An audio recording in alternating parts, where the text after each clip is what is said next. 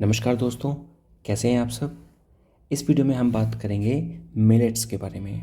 ठीक है, मिलेट्स क्या होता है, उसके बारे में कौन कौन सी गवर्नमेंट प्रोविजंस हैं, कैसी फसल है, कौन कौन से क्वेश्चंस बन सकते हैं, कौन कौन सी एसोसिएशंस हैं, ऑर्गेनाइजेशंस हैं जो मिलेट के रिगार्डिंग या कोर्स वीट के रिगार्डिंग काम कर रही हैं, उसके रिगार्डिंग ये वीडियो है। ये वीडियो बहुत ही इन्फॉर्मेटिव होने वाली है। तो चलिए इसको शुरू करते हैं। सबसे पहले हम बात करेंगे कि कोर्स क्या होता है। कोर्स ग्रेन, ठीक। कोर्स ग्रेन क्या होता है, जो भी मोटा अनाज होता है उसे हम लोग क्या कहते हैं, कोर्स ग्रेन कहते हैं। पहले इसका इस्तेमाल करते थे एनिमल्स को खिलाने में या बाकी अदर पर्पस में। आजकल हम इसका इस्तेमाल खुद के कंजम्पशन के लिए एज ए मील के लिए भी करते हैं। इसका मेन फ़ायदा क्या होता है, इसका फ़ायदा होता है कि ये बहुत ही न्यूट्रिएंट रिच होता है और उसके बाद एंटी डायबिटिक होता है और आसानी से ग्रो हो जाता है, कम पानी लगता है। बहुत सारी चीज़ें हैं, इसके बारे में बात करते हैं। ठीक है, सबसे पहले आपको ये पता होना चाहिए कि अभी 2023 में यूनाइटेड नेशन जो जनरल असेंबली है, ठीक है, तो यूनाइटेड नेशन जनरल असेंबली ने 2023 में ये बोला है कि यूनाइटेड नेशन जनरल असेंबली ने 2023 को एज ए डिक्लेयर किया है इंटरनेशनल ईयर ऑफ मिलेट्स। ठीक है, तो यहाँ से ये चीज़ पता होनी चाहिए आपको कि 2023 में यूनाइटेड नेशन जनरल असेंबली ने 2023 को डिक्लेयर किया है as a international year of millets. तो ये यहाँ से आपको पता रहना चाहिए। दूसरी चीज़, 2018 में पहली बार हमने नेशनल ईयर ऑफ मिलेट्स मनाया था। तो ये भी आपको पता रहना चाहिए कि 2018 में हमने पहली बार नेशनल ईयर ऑफ मिलेट्स मनाया था। कोर्स ग्रेन की बात करें तो कोर्स ग्रेन क्या होता है, जो भी मोटा अनाज है। मोटा अनाज दो तरह का हो सकता है, पहला हो सकता है मिलेट और दूसरा हो सकता है मेज़। ठीक, मिलेट्स और मेज़ के बारे में बात किया जाए तो कोर्स ग्रेन के अंतर्गत जो भी चीज़ें आती हैं उसमें 60% जो है सिर्फ मेज़ का कंट्रीब्यूशन है। तो यहाँ से आपको ये पता रहना चाहिए। दूसरी चीज़, अगर हम बात करें कि कुछ वैरायटीज़ के बारे में जिनका नाम आपको पता होना चाहिए सबसे पहले, तो अगर कुछ मिलेट्स की वैरायटीज़ के बारे में बात करें तो यहाँ पर सबसे पहले लिखा हुआ है कॉमन मिलेट्स, जिसको हम लोग रागू भी कहते हैं। फिर उसके बाद फिंगर मिलेट, जिसको हम लोग रागी कहते हैं, आपने नाम सुना होगा। फिर उसके बाद आपका फॉक्सटेल मिलेट्स, इसको हम बोलते हैं नावनी। और उसके बाद कोडो मिलेट्स, इसको बोलते हैं अराका। ठीक, और उसके बाद लिटिल मिलेट्स, इसको बोलते हैं समई। ठीक है, तो ये मिलेट्स की कुछ वैरायटीज़ के नाम हैं जो कि आपको पता होना चाहिए। फिर उसके बाद बात करें कि कुछ और वैरायटी के बारे में, यहाँ पर देखिए लिखा हुआ है, यहाँ पर लिखा हुआ है कि शोरगम। शोरगम जो है वो मिलेट की बहुत इंपॉर्टेंट वैरायटी, जिसका नाम है हिंदी में ज्वार। और उसके बाद पर्ल या स्पाइक्ड मिलेट, जिसको हम लोग क्या बोलते हैं, बाजरा। तो ये भी आपको यहाँ से पता रहना चाहिए। दूसरी बात करें कि मिलेट्स क्या है, मिलेट्स बेसिकली क्या है, हाई वैरायटी और स्मॉल सीडेड ग्रास हैं। और इसको ऑल्सो क्या कहते हैं, इसको कोर्स ग्रेन भी कहते हैं। कोर्स का मतलब क्या होता है, जो खुदरा आइटम है उसे हम लोग कहते हैं।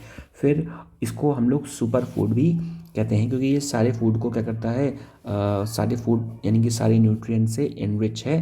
न्यूट्रिशन लेवल बहुत ज़्यादा होता है इसमें, तो ये आपको पता रहना चाहिए। दूसरी चीज़, इसके जो एविडेंसेस हैं, ठीक है, इसके जो एविडेंसेस हैं वो एविडेंसेस जो हैं वो इंडस वैली सिविलाइजेशन में भी मिले। यानी कि इंडस वैली सिविलाइजेशन के जो लोग हैं वो भी क्या करते हैं, वो भी जो मिलेट्स थे या फिर जो कोर्स ग्रेन थे उसका इस्तेमाल करते हैं। तो ये भी आपको पता रहना चाहिए। अब बात करते हैं कि क्लाइमेटिक कंडीशन, कैसी क्लाइमेटिक कंडीशन में जो मिलेट्स है उसकी क्रॉप ग्रो होती है। तो इसके लिए मेन जो है वो बेसिकली खरीफ की क्रॉप होती है। टेम्परेचर 27 से 32 डिग्री सेल्सियस के बीच में होना चाहिए। रेनफॉल अराउंड 50 से 100 सेंटीमीटर के बीच में होना चाहिए। और जो सॉइल है वो इन्फीरियर एलुवियल से लूमी सॉइल भी होगी, तभी कोई दिक्कत नहीं है। ठीक है, और इसका जो पीरियड होता है वो शॉर्ट ग्रोइंग पीरियड होता है, यानी कि 70 से 100 दिन के बीच में ये जो क्रॉप है वो ग्रो कर जाती है। ठीक है, एक और चीज़, अगर आपको इन सब वीडियो के PDF चाहिए हो तो आप उसको टेलीग्राम में ले सकते हैं। ठीक है, टेलीग्राम में आपको विजार्ड आइए सर्च करना पड़ेगा। ठीक है, और वहाँ पर आप उसको ले सकते हैं। फिर हम बात करते हैं कि ये चीज़ें हो गई यहाँ पर। ठीक। फिर हम बात करते हैं कि मिलेट्स इन इंडिया। अब हम बात करेंगे कि इंडिया में मिलेट्स की क्या कंडीशन है, कि इंडिया में मिलेट्स कैसे ग्रो हो रहे हैं, या इंडिया का जो प्रोडक्शन रेट है वो कैसा है। तो आपको सबसे पहले ये पता होना चाहिए कि पूरे वर्ल्ड में इंडिया जो है वो लार्जेस्ट प्रोड्यूसर है मिलेट्स का, यानी कि पूरे ग्लोबल वर्ल्ड का हम 20% जो मिलेट का प्रोडक्शन करते हैं, और 80% मिलेट का प्रोडक्शन करते हैं कहाँ का, एशिया का। तो यहाँ से आपको पता रहना चाहिए। फिर अगर हम बात करें कि कॉमन मिलेट्स कौन कौन से, जिसके बारे में हमने नाम बताया अभी, रागी जिसको हम लोग बोलते हैं फिंगर मिलेट, फिर ज्वार जिसको बोलते हैं सोरगम, फिर सामा जिसको बोलते हैं लिटिल मिलेट, बाजरा को बोलते हैं पर्ल मिलेट, फिर उसके बाद वैरिगा को मिलते हैं प्रोस्टो मिलेट, फिर उसके बाद जनो झन गोरा इसको बोलते हैं बैंड्रिन मिलेट, फिर उसके बाद कंगनी को बोलते हैं इटालियन मिलेट। तो ये मिलेट की कई सारी वैरायटीज़ हैं। इसके अलावा मिलेट्स की कुछ इंडिजिनियस वैरायटी हैं, जैसे कोडो, कुर्ती, और उसके बाद चेन्ना और सनवा। फिर टॉप मिलेट प्रोड्यूसिंग स्टेट कौन कौन से हैं, जो राजस्थान है वो लार्जेस्ट मिलेट प्रोड्यूसिंग स्टेट है, and after that Karnataka and the Maharashtra, Madhya Pradesh and Uttar Pradesh. तो ये मिलेट प्रोड्यूसिंग स्टेट्स हैं।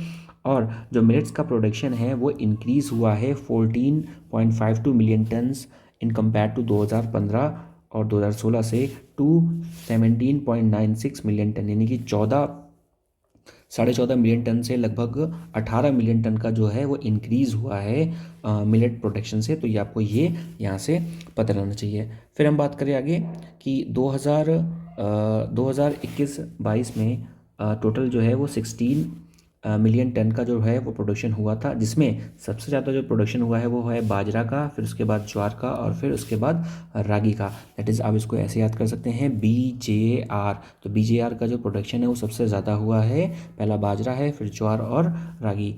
फिर अब हम इंडिविजुअल की अगर बात करें, थोड़ी सी और डिटेलिंग की बात करें, तो जो ज्वार है, ज्वार को हमने बताया सोरगम भी कहते हैं, और ये दोनों क्रॉप में ग्रो कर सकता है, खरीफ में भी और रबी में भी। रबी क्रॉप कौन सी होती हैं, जो ठंड में ग्रो की जाती हैं। खरीफ क्रॉप कौन सी होती हैं, जो गर्मी में ग्रो की जाती हैं। कैसे याद करेंगे, रबी में रजाई आ गई, R for rabi, R for रजाई, रजाई उड़ते हैं ठंडी में। खरीफ, K for kharif, K for kulfi, kulfi खाते हैं गर्मी में। ठीक है। फिर उसके बाद आपको ये पता होना चाहिए कि यहाँ पर जो भी प्रोड्यूसर हैं वो है महाराष्ट्र, कर्नाटक और मध्य प्रदेश, ये ज्वार के या सोरगम के प्रोड्यूसर के बारे में बात किया गया। फिर उसके बाद बाजरा, जिसको हमने बताया आपको पर्ल मिलेट भी कहते हो, और स्पाइक्ड मिलेट भी कहते हो। तो इसका जो प्रोडक्शन है वो यहाँ पर रेन फेड खरीफ क्रॉप में होगा, और ये पुअर लाइट सैंडी सॉइल और ब्लैक और रेड सॉइल में भी ग्रो कर सकती है। और प्रोडक्शन स्टेट में राजस्थान, यूपी और गुजरात आएगा। फिर हम बात करते हैं रागी। रागी को हम लोग बोलते हैं फिंगर मिलेट्स भी बोलते हैं। और रागी जो है ये basically high iron content contain करती है और एंटीऑक्सीडेंट होती है। मोस्टली जो मिलेट्स होते हैं वो एंटीऑक्सीडेंट्स होते हैं और एंटी डायबिटिक भी होते हैं। ठीक है। और उसके बाद न्यूट्रिशन रिच होते हैं। कर्नाटका जो है वो लार्जेस्ट प्रोड्यूसर है इन द रागी। फिर हम बात करते हैं global production of the millets, यानी कि पूरे वर्ल्ड में जो मिलेट्स का प्रोडक्शन है कहाँ पर कितना कैसा होता है। तो सबसे ज़्यादा जो मिलेट का प्रोडक्शन होता है वो अफ्रीका में होता है, उसके बाद एशिया में, फिर अमेरिका, यूरोप और Australia and New Zealand. This is the data of the food and agricultural organisation 2021। तो ये आपको पता रहना चाहिए। और पूरे वर्ल्ड में इंडिया प्रोड्यूस करता है पूरे वर्ल्ड का 20% और एशिया का 80%। फिर हम बात करते हैं कि इंडिया, नाइजीरिया और नाइजर, चाइना, सूडान, ये क्या है, लार्जेस्ट प्रोड्यूसर हैं मिलेट्स के। ग्लोबली अगर बात किया जाए तो शोरग्राम्स दैट इज़ द ज्वार और पर्ल्स दैट इज़ द बाजरा जो है वो मोस्ट वाइडली कल्टिवेटेड मिलेट्स है। फिर सिग्निफिकेंस ऑफ द मिलेट्स की बात करते हैं कि मिलेट्स के फ़ायदे क्या हैं। तो जैसे मैंने बताया कि ये न्यूट्रिशनल सिक्योरिटी को क्या करता है, बढ़ाता है। ठीक है। इसका मतलब क्या, क्यों, क्योंकि इसमें क्यों जो न्यूट्रिएंट्स हैं, द अमाउंट ऑफ न्यूट्रिएंट्स जो है वो बहुत ज़्यादा है, इसलिए न्यूट्रिशनल सिक्योरिटी को बढ़ाता है। ठीक है। और रागी में क्या है, हाईएस्ट कैल्शियम अमाउंट और आयरन कंटेंट है जो फाइट करता है एनीमिया से। ठीक है। तो ये आपको यहाँ से पता रहना चाहिए। फिर हम बात करते हैं क्लाइमेट रेजिस्टेंट। जो मिलेट्स हैं वो क्लाइमेट रेजिस्टेंट है, यानी कि कोई भी ये ड्रॉट रेजिस्टेंट क्रॉप हैं, यानी कि इन पर ड्रॉट का बहुत ज़्यादा प्रभाव नहीं पड़ता और इनको काफ़ी कम पानी चाहिए। ठीक है, ग्रो करने के लिए। और सॉइल की भी बहुत ज़्यादा रिच क्वालिटी नहीं होनी चाहिए। मतलब है तो अच्छी बात है, नहीं है तो कोई प्रॉब्लम नहीं है। ठीक है। फिर हम बात करते हैं famine reserve, prolonged and ease sortability under the ordinary condition और शॉर्ट गोइंग सीजन। देखिए ये फेमाइन रिजर्व्स के लिए भी काम आ सकता है, क्योंकि इसकी क्या है, स्टोरेबिलिटी बहुत ज़्यादा है और इसकी ग्रो करने की में जो कंडीशन चाहिए वो ऑर्डिनरी कंडीशन है और शॉर्ट ग्रोइंग पीरियड है, यानी कि जो पीरियड है वो 50 से 100 दिन के बीच में, ठीक है, ये ग्रो कर जाता है। फिर बात करते हैं इकोनॉमिक सिक्योरिटी, इसका इन्वेस्टमेंट इनपुट बहुत कम है, यानी कि काफ़ी कम पैसे में इसको ग्रो किया जा सकता है। और against the health issue, millets जो हैं वो ग्लूटेन फ्री हैं, that is the whole low glycemic index. ये आपको यहाँ से पता होना चाहिए, ये काफ़ी इंपॉर्टेंट चीज़ है। यहाँ पे जो लिखा हुआ है ग्लो ग्लाइसेमिक इंडेक्स, कई बार यूपीएससी के एग्जाम्स में चीज़ पूछी गई है। ग्लाइसेमिक इंडेक्स क्या होता है कि जो ग्लूकोज का लेवल है वो जो बताता है। तो मिलेट्स में क्या है, मिलेट्स में ये ग्लूटेन फ्री है, यानी कि इसका जो ग्लाइसेमिक इंडेक्स है वो बहुत ज़्यादा लो है, यानी कि ग्लूकोज का लेवल बहुत ज़्यादा लो है, इसीलिए जो डायबिटिक पेशेंट्स हैं वो इसको अच्छे से आसानी से कंज्यूम कर सकते हैं, ठीक है। तो उसके बाद यहाँ पर क्या लिखा हुआ है कि ये क्या है, ये लाइफस्टाइल जो प्रॉब्लम्स है लाइफस्टाइल की उसको ये रिमूव कर सकता है। ओबेसिटी जैसे हो गई, डायबिटीज़ हो गई, तो इसको ये हेल्प कर सकता है एड्रेस करने में। फिर जो मिलेट्स है वो एंटी एजिंग है और एंटीऑक्सीडेंट है, ठीक है, ये भी आपको पता होना चाहिए। और मिलेट्स को बोलते हैं power house of the nutrition, क्योंकि सारा जो न्यूट्रिशन है वो मिलेट्स में मिल जाता है, ठीक है।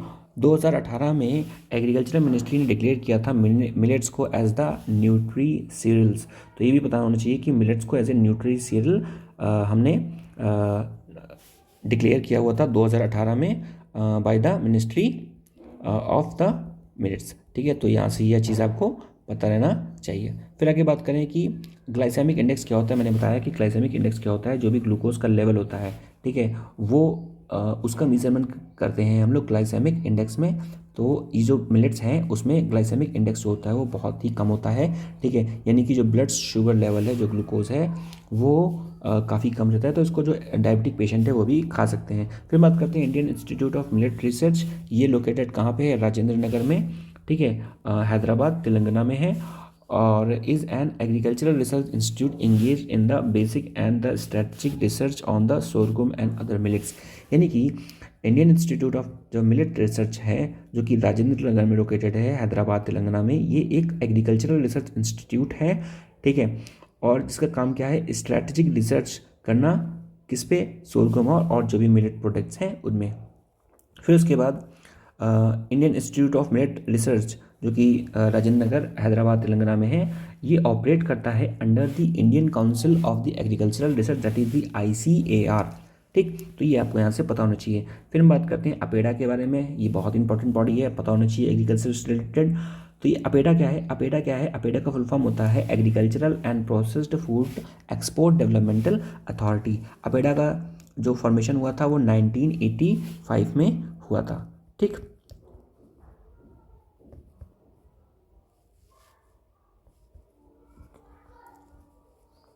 ओके, सो अपेडा का जो फॉर्मेशन हुआ था वो 1985 में हुआ था and it works under the ministry of commerce. तो यहाँ से ये आपको पता होना चाहिए। और जो अपेडा का जो हेडक्वार्टर है वो कहाँ पर है, न्यू दिल्ली में अपेडा का हेडक्वार्टर है, ठीक है। अब अपेडा का जो फंक्शन क्या है, देखिए इसके नाम से ही पता चल रहा है कि अपेडा का फुल फॉर्म क्या था, agriculture and processed food product export development authority, यानी कि ये जो भी एग्रीकल्चरल प्रोडक्ट हैं उनके एक्सपोर्ट में हेल्प करेगी, ठीक है। तो अपेडा क्या है, अपेडा जो है वो एक्सपोर्ट को प्रमोट करती है, ठीक है, और डेवलपमेंट करती है किसमें, शेड्यूल्ड प्रोडक्ट को। शेड्यूल्ड प्रोडक्ट क्या होते हैं कि जो भी जो फॉर्म प्रोडक्ट हैं, ठीक है, तो उनको क्या करती है, उनके एक्सपोर्ट में क्या करती है, हेल्प करती है। और ये ऑल्सो मॉनिटर करती है इंपोर्ट ऑफ द शुगर, जो भी इंपोर्ट ऑफ द शुगर है या इंपोर्ट जो हो रहे हैं उसको भी क्या करेगी, ये मॉनिटर करेगी।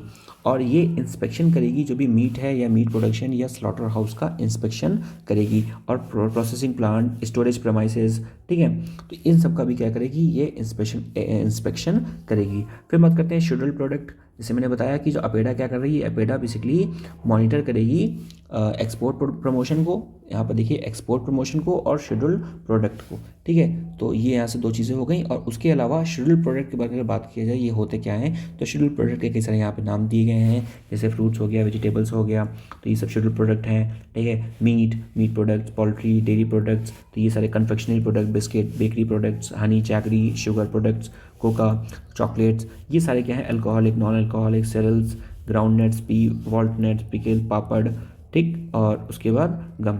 तो ये सारी जो चीज़ें हैं ये क्या है, हमारे शेड्यूल्ड प्रोडक्ट हैं। तो और इसका भी जो भी मेंटेनेंस या इसका भी जो भी मॉनिटरिंग कौन करता है, अपेडा, दैट इज़ दी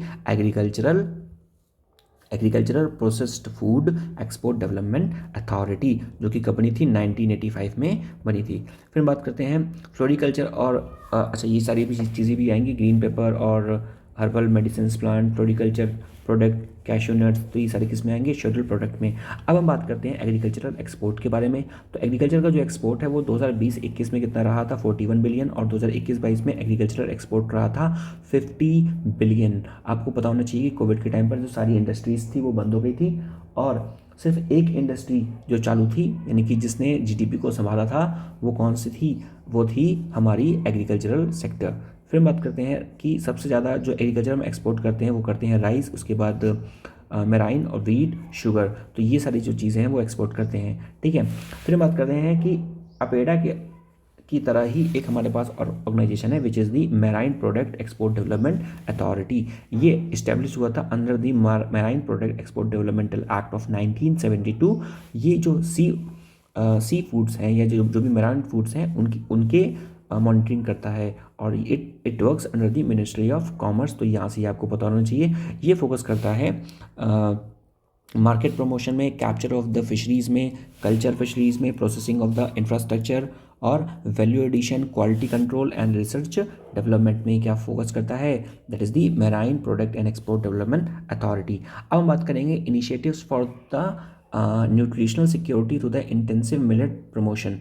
ठीक, तो ये क्या है, हमको पता है कि मैंने बताया था कि जो मिलेट्स का इस्तेमाल हम लोग किस लिए कर रहे हैं, न्यूट्रिशनल सिक्योरिटी को बढ़ावा देने के लिए कर रहे हैं। तो ये इनिशिएटिव लिया गया था which name is the initiative for the nutritional security through the intensive millet promotion. ठीक, जब इसका जो इनोवेशन किया था 2011-13 के अंतर्गत किया गया था अंडर द राष्ट्रीय किसान विकास योजना। ठीक है, और बाद में इसको मर्ज कर दिया गया नेशनल फूड सिक्योरिटी मिशन। ठीक है, ऑन द न्यूट्री सीरियल्स। बताया था कि जो भी ऑर्गेनाइजेशन है, हमने क्या किया था, हमने मिलेट्स को एज ए न्यूट्री सीरियल कहा हुआ था। ठीक है, कब कहा हुआ था, देखिए यहाँ पे मैंने आपको बताया था, यहाँ पर जस्ट अ मिनट,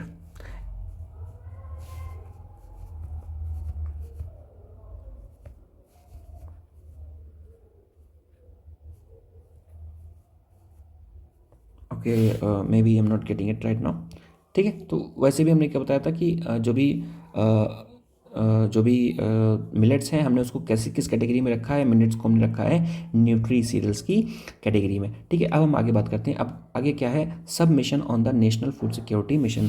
सब mission on the national food security mission, तो हमारे पास नेशनल फूड सिक्योरिटी मिशन है और उसका जो सब मिशन है विच इज़ न्यूट्री सीरियल्स। ठीक है, ये क्या है, ये इंसेंटिव प्रोवाइड करेगी किसको, फार्मर्स को। किसके लिए, government is creating the awareness among the farmers for the nutri cereals, ताकि जो फार्मर्स हैं वो न्यूट्री सीरियल्स की, यानी कि जो सीरियल्स हैं और जो मिलेट्स हैं, ठीक है ना, मेज़, इन सारी जो क्रॉप्स को ग्रो करें। तो इसके लिए क्या है, इसके लिए गवर्नमेंट कई सारी अवेयरनेस कैंपेन चला रही है, ताकि फार्मर इसको क्या करें, ग्रो करें।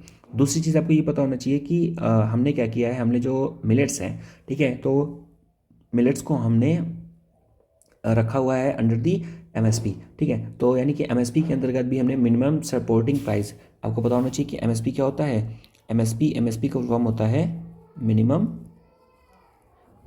Support price. ठीक है, ये क्या होता है कि अगर जैसे कोई आप अपना कोई फसल बेचने गए मार्केट में, तो काफ़ी कम पैसा मिल रहा है, तो गवर्नमेंट एक मिनिमम सपोर्ट प्राइस में उसको खरीद लेगी हर हालत में, चाहे कोई खरीदे चाहे ना खरीदे। तो अब क्या है कि जो मिलेट्स हैं उसको भी अंडर दी एमएसपी इंक्लूड कर दिया गया, विच इज़ इंपॉर्टेंट। और अगर बात किया जाए कि एमएसपी के अंतर्गत कौन कौन सी क्रॉप्स आती हैं, सॉरी मिलेट्स के अंतर्गत कौन कौन सी चीज़ें आएंगी, तो हमने बताया आपको रागी, सोरगम, बाजरा और जो भी स्मॉल मिलेट्स हैं, तो ये सारी चीज़ें आएंगी किसमें, under the national food mission और सब mission of the nutri serial. फिर हम बात करते हैं ऑयल सीड के बारे में। ऑयल सीड आपको पता होगा कि कई सारे क्वेश्चन भी बन चुके हैं इसमें। ठीक है, तो ऑयल सीड जो इंडिया जो है one of the largest consumer भी है क्या, ऑयल सीड का। ठीक है, तो ऑयल सीड जो है वो प्राइमरी ग्रोन करते हैं for the purpose of obtaining the vegetable oil. तो ऑयल सीड का हम काम क्या करते हैं, ऑयल सीड से हम वेजिटेबल ऑयल को एक्सट्रैक्ट करते हैं। इंपॉर्टेंट ऑयल सीड कौन कौन से हैं, सीजम्स हैं, रैपसीड है, groundnut, mustard, soybean, nigers, seed, sunflower, saffron, castor और लिनसीड। ठीक है, तो ये सारे क्या है, ये सारे इंपॉर्टेंट ऑयल सीड्स हैं। ठीक, ऑयल सीड जो हैं वो हमारी जो भी एग्रीकल्चरल इकोनॉमी है, ठीक है ना, उसका एक इम्पॉर्टेंट कंपोनेंट है, तो ये आपको यहाँ से पता होना चाहिए। ऑयल सीड के प्रोडक्शन की बात की जाए तो इंडिया जो है वो फोर्थ लार्जेस्ट कंपोनेंट है किसमें, ऑयल सीड प्रोडक्शन में इन द वर्ल्ड। यहाँ से ये पता होना चाहिए आपको। 20.8% of the total under the cultivation of the global accounting for the 10% of the global production. जो इंडिया है वो ग्लोबल प्रोडक्शन का 10% प्रोड्यूस करता है, ठीक है ना, और जिसमें एरिया जो इंक्लूडेड है वो 20.8% है, यानी कि जो इंडिया है वो टोटल ग्लोबल प्रोडक्शन का 10% ऑयल सीड को प्रोड्यूस करता है under the area of the 20.8%। फिर हम बात करते हैं कि नियरली 72% ऑफ द जो भी ऑयल सीड एरिया है वो रिस्ट्रिक्टेड है किसके लिए, rainfed farming done by the small farmer. फिर इसके बाद बात करते हैं कि largest oil seed producing state कौन कौन सी हैं। तो लार्जेस्ट ऑयल प्रोड्यूसिंग स्टेट में हमारे पास राजस्थान है, महाराष्ट्र है और मध्य प्रदेश है। देखिए यहाँ पर डेटा दिया हुआ है कि यहाँ से आप समझ सकते हैं कि 2018-19 में हमारा जो ऑयल सीड प्रोडक्शन था वो था 31.52, धीरे धीरे बढ़ते आज 2021-22 में हमारा जो ऑयल सीड प्रोडक्शन है वो कितना है 37.15%। और जैसे मैंने आपको बताया कि इंडिया पूरे वर्ल्ड का कितना 10% जो है ग्लोबल प्रोडक्शन करता है ऑयल सीड का। लार्जेस्ट ऑयल सीड प्रोड्यूसिंग जो states, largest oil seed in India is produced by, तो सबसे ज़्यादा प्रोड्यूस होता है सोयाबीन से, ठीक है, जो कि खरीफ फसल है 126 लाख टन। फिर ग्राउंडनट, देन दी रैप सीड और दी कैस्टर सीड। ध्यान रखें जो ग्राउंडनट है वो रबी प्लस खरीफ क्रॉप है, रैप सीड और मस्टर्ड जो है वो रबी क्रॉप है और कैस्टर जो है वो खरीफ क्रॉप है।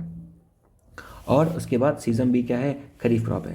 फिर हम बात करते हैं सोयाबीन क्रॉप, ठीक है। जैसे भी ऊपर हमने देखा है यहाँ पर कि जो भी सबसे ज़्यादा, जस्ट मिनट, सबसे ज़्यादा जो प्रोडक्शन है जो भी ऑयल सीड का वो कहाँ से हो रहा है, सोयाबीन से, ठीक है। तो हम थोड़ा सोयाबीन क्रॉप के बारे में पढ़ेंगे। तो सोयाबीन क्रॉप जैसे मैंने बताया कि ये खरीफ क्रॉप है और टोटल जो प्रोडक्शन हुआ है वो कितना हुआ है 126.16 लाख टन।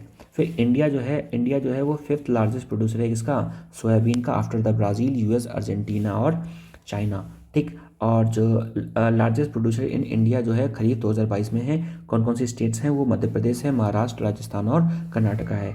सोयाबीन जो है वो ग्रोन करती है as the kharif crop in India, तो यहाँ से आपको पता रहना चाहिए। सोयाबीन के लिए कौन कौन से टेम्परेचर, क्लाइमेट, कैसी कंडीशन होनी चाहिए क्रॉपिंग के लिए, तो उसके बात करें तो यहाँ से 18 से 35 डिग्री सेल्सियस ये टेम्परेचर होना चाहिए। और सोयाबीन जो होता है वो क्या है, रेजिस्टेंट है टू द लो और वेरी हाई टेम्परेचर, ठीक है, बट ग्रोथ रेट जो decreases beyond the given range. कहने का मतलब है कि जो सोयाबीन है वो रिलेटिवली रेजिस्टेंट है to the low and high temperature, यानी कि बहुत ज़्यादा लो अगर हाई टेम्परेचर है तभी इसको कोई प्रॉब्लम नहीं है। सॉइल कैसी होनी चाहिए, सॉइल फर्टाइल होना चाहिए, वेल ड्रेन्ड होना चाहिए, लूमी सॉइल होना चाहिए। उसके बाद आपको ये पता होना चाहिए कि हमने अभी क्या किया है, हमने अभी सोयाबीन की एक नई वेराइटी का इन्वेंशन किया है विच इज़ दी मैक्स 1407। ये क्या है, ये डेवलप किया गया है by the Agarkar research institute in the Pune in the collaboration with Indian council of agricultural research new Delhi. तो इन्होंने डेवलप किया है एक high yield variety pesticide resistant soybean. तो ये सोयाबीन है MACS 1407, ये क्या है, हाई यील्ड वेराइटी और पेस्ट रेजिस्टेंट क्रॉप है। फिर बात करते हैं ग्राउंडनट के बारे में। तो ग्राउंडनट के बारे में अगर बात किया जाए तो ग्राउंडनट के प्रोडक्शन में इंडिया जो है वो सेकंड लार्जेस्ट प्रोड्यूसर है आफ्टर द चाइना, ठीक है। सोयाबीन के केस में कितना था, सोयाबीन के केस में फिफ्थ था, ग्राउंडनट के केस में कितना है, ग्राउंडनट के केस में सेकंड है। तो फर्स्ट कौन है, फर्स्ट है हमारा चाइना, सेकंड इंडिया, नाइजीरिया और USA, ठीक है। और लार्जेस्ट प्रोड्यूसर जो स्टेट्स हैं इंडिया में वो कौन कौन से हैं, these are the Gujarat, Rajasthan, Tamil Nadu, Andhra Pradesh and Karnataka. Groundnut basically अगर बात किया जाए तो ये ग्रो करता है बोथ द खरीफ और द रबी क्रॉप, ठीक है। और पर जो मेजॉरिटी है वो खरीफ क्रॉप में ग्रो करती है। ग्राउंडनट के बारे में बात किया जाए तो ग्राउंडनट की जो भी क्लाइमेट है वो कैसा होना चाहिए, वार्म और मॉइस्ट होना चाहिए। ग्राउंडनट के लिए जो टेम्परेचर है वो 22 से 28 डिग्री सेल्सियस और रेनफॉल ज़्यादा नहीं चाहिए, 60 to 150। फिर बात करते हैं कि जो ग्राउंडनट है एक्चुअली ये बहुत ज़्यादा इंपॉर्टेंट है क्योंकि ये हेल्प करता है किसके लिए, लेग्यूमिन फॉर्मेशन में, यानी कि नाइट्रोजन फिक्सेशन में एयर से हेल्प करता है। देखिए आपको पता है क्या कि जो सॉइल होती है उस सॉइल को क्या चाहिए होता है, सॉइल में कई सारे एलिमेंट्स चाहिए होते हैं, नाइट्रोजन भी चाहिए होता है, ठीक है। नाइट्रोजन हवा में तो होता है, पर ये हवा से सॉइल में कैसे आए? तो जैसे पी हो गया, ठीक है, पी हो गया, या बात करें ग्राउंड नट, ठीक है। तो ये जो कुछ ऐसी क्रॉप्स हैं जो क्या करती हैं, जो नाइट्रोजन फिक्सेशन करती हैं। कहने का मतलब क्या, जो एटमॉस्फेयर में जो नाइट्रोजन है तो उसको क्या कर देंगी, सॉइल में मिला लेंगी, यानी कि सॉइल में उसको मिक्स कर देंगी। तो इसीलिए इसको कहते हैं नाइट्रोजन फिक्सेशन ये करती हैं। और जिसके लिए जो रिस्पॉन्सिबल होता है वो क्या होता है, नाइट्रोजन फिक्सेसिंग बैक्टीरिया। फिर बात करते हैं रैपसीड के बारे में। रैपसीड को हिंदी में राई कहते हैं, और मस्टर्ड को पता है आपको, कड़ू जो भी हम लोग सरसों का तेल होता है वो उसे कहते हैं। इंडिया जो है वो थर्ड लार्जेस्ट प्रोड्यूसर है रैपसीड और मस्टर्ड में, आफ्टर द कनाडा, चाइना और, तो ये यहाँ से अभी तक हमने क्या क्या समझा। सोयाबीन के केस में इंडिया फिफ्थ था, ग्राउंडनट के केस में इंडिया सेकंड था, पर मस्टर्ड और रैपसीड के केस में इंडिया थर्ड है। सबसे ज़्यादा कौन कौन से स्टेट प्रोड्यूस करते हैं, राजस्थान, हरियाणा, मध्य प्रदेश, उत्तर प्रदेश और वेस्ट बंगाल, ठीक है। रैपसीड और जो मस्टर्ड है वो बेसिकली राबी सीजन में ग्रो करता है और लो टेम्परेचर इसको चाहिए। फिर हम बात करते हैं कि रैपसीड और मस्टर्ड के लिए कैसा क्रॉपिंग पैटर्न चाहिए। तो ये ट्रॉपिकल हो सकता है या टेम्परेट जोन भी हो सकता है। टेम्परेचर रेंज करेगा बिटवीन द 25 से 28। लो रेनफॉल चाहिए, यानी कि बहुत ज़्यादा कम रेनफॉल चाहिए हमें रैपसीड और मस्टर्ड ग्रो करने के लिए, बिटवीन 35 टू 55 सेंटीमीटर। सॉइल कैसी होनी चाहिए, सॉइल लाइट होनी चाहिए, हैवी लूम होनी चाहिए। फुटहिल्स में भी ग्रो कर जाएगा, टेरेस में भी ग्रो कर जाएगा, और wetland with the good drainage system, ठीक है। तो this is about the rapeseed and mustard. फिर हम बात करते हैं, जैसे भी हमने बात किया कि सोयाबीन के लिए हमने बात किया कि 1407 है ना, वो उसकी क्या है, वो इसकी high yield pest resistant variety है सोयाबीन की। उसी तरह मस्टर्ड के लिए भी हमारे पास एक वैरायटी है विच नेम इज़ द धारा मस्टर्ड 11 हाइब्रिड। तो ये धारा मस्टर्ड हाइब्रिड 11 ये क्या है, ये इंडिजिनियसली डेवलप्ड ट्रांसजेनिक मस्टर्ड है, ठीक है। और ये क्या है, ये हर्बिसाइड टॉलरेंट है, that is the HT mustard, ठीक। और इसके बाद इसको क्रॉस कराया गया था between the indigenous mustard variety and the Varuna और the east European mustard variety. तो यहाँ पर क्या बोल रहे हैं कि जो हमने हर्बिसाइड टॉलरेंट मस्टर्ड बनाया है, इसको क्रॉस बीट करके बनाया है between the Indian mustard variety and the Varuna east European mustard variety. तो यहाँ से आपको ये भी पता होना चाहिए कि धारा मस्टर्ड जो हाइब्रिड है, ठीक है, ये क्या है, हर्बिसाइड टॉलरेंट मस्टर्ड है, ठीक। फिर बात करते हैं important dependence of the India. तो बेसिकली इंडिया क्या है, इंडिया का जो डोमेस्टिक प्रोडक्शन है, ठीक है, इंडिया का जो डोमेस्टिक प्रोडक्शन है meets only little of over 30% of the total demand for the edible oil. तो ये काफ़ी प्रॉब्लम है कि इंडिया का जो भी हम लोग डोमेस्टिकली प्रोड्यूस भी कर रहे हैं, तो वो सिर्फ बाहर तो एक्सपोर्ट करना छोड़िए, वो हमारी मीट्स को हमारी सेटिस्फाई नहीं कर पा रहा है। सिर्फ 30% हमारी जो नीड्स हैं उसको मीट कर पा रहा है, ठीक है। और इंडिया का है world's largest importer of the edible oil with the share of the 20.7%, यानी कि पूरे वर्ल्ड का हम लोग 20.7% एडिबल ऑयल को क्या करते हैं, इम्पोर्ट करते हैं, जिसकी वजह से हमारी बजट में, हमारे रेवेन्यू में, हमारी इकोनॉमी में बहुत ज़्यादा इफेक्ट पड़ता है। फिर अगर बात की जाए कि एडिबल ऑयल इंपोर्ट अकाउंट, तो हमारा जो एडिबल ऑयल इंपोर्ट अकाउंट है वो 40% ऑफ द एग्रीकल्चरल इंपोर्ट, यानी कि टोटल जो एग्रीकल्चरल इंपोर्ट करते हैं उसका 40% जो है वो एडिबल ऑयल इंपोर्ट से आता है, और 3% of the overall import bill of the country. पूरा ओवरऑल अगर कंट्री की बात की जाए तो जितना भी इंपोर्ट हम लोग करते हैं उसका 3% सिर्फ एडिबल ऑयल का है।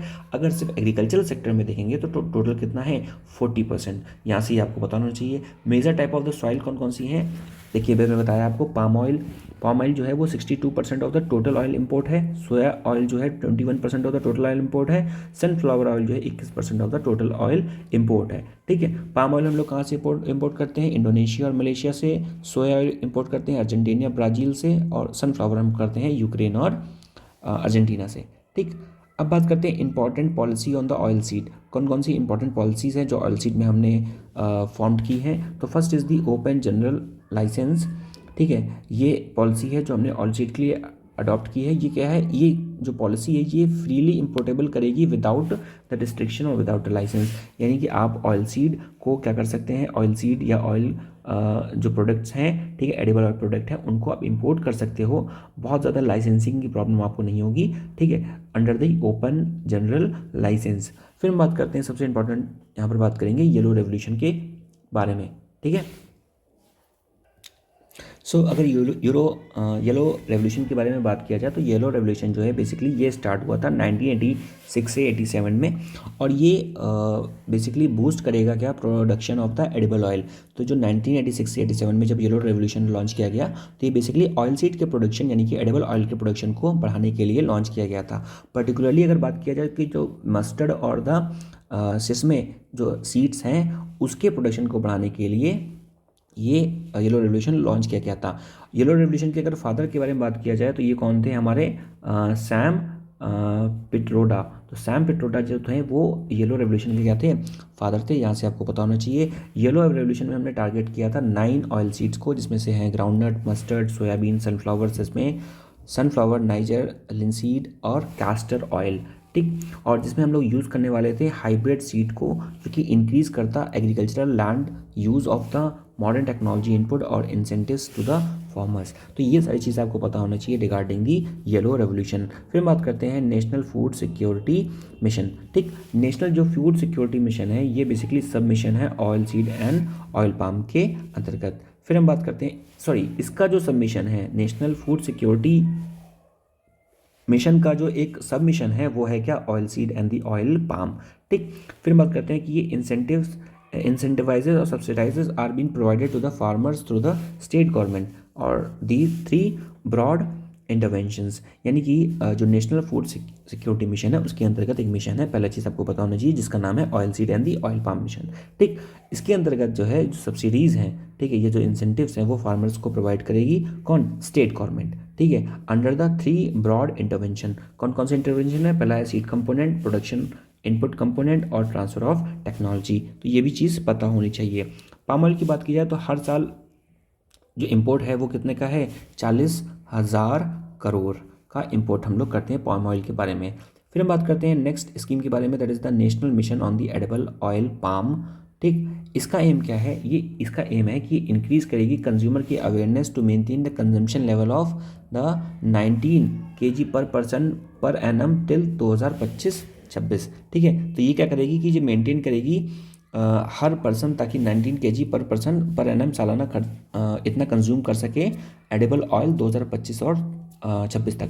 ये रेस करेगी डोमेस्टिक प्रोडक्शन को by the 3 times to the 11 lakh metric ton by the 2025-26, यानी कि जो डोमेस्टिक प्रोडक्शन है अंडर दिस मिशन, जो डोमेस्टिक प्रोडक्शन है उसको 3 टाइम बढ़ाया जाएगा up to the 11 lakh metric ton, and this will involve the raising the area under the oil cultivation to 10 lakh hectare by 2025-26 to 16.7 lakh hectare by 2029-30, यानी कि जो भी एरिया अंडर कल्टीवेशन है 10 लाख का 2025-26 तक का, उसको बढ़ाया जाएगा 10 लाख तक का एरिया बढ़ाया जाएगा 2025-26 तक, और उसी एरिया को 16.7 लाख तक बढ़ा दिया जाएगा 2029-30 तक। तो ये है अंदर national mission on the edible oil palm mission. फिर से अगर इसको एक्सप्लेन करूं तो सबसे पहले बोला गया है कि 19 kg per person per annum, यानी कि हर एक आदमी एक साल में 19 kg जो एडिबल ऑयल को कंज्यूम कर सके 2025-26 तक, और उसके बाद डोमेस्टिक प्रोडक्शन को बढ़ाया जाए, 3 गुना कर दिया जाए, और कितना कर दिया जाए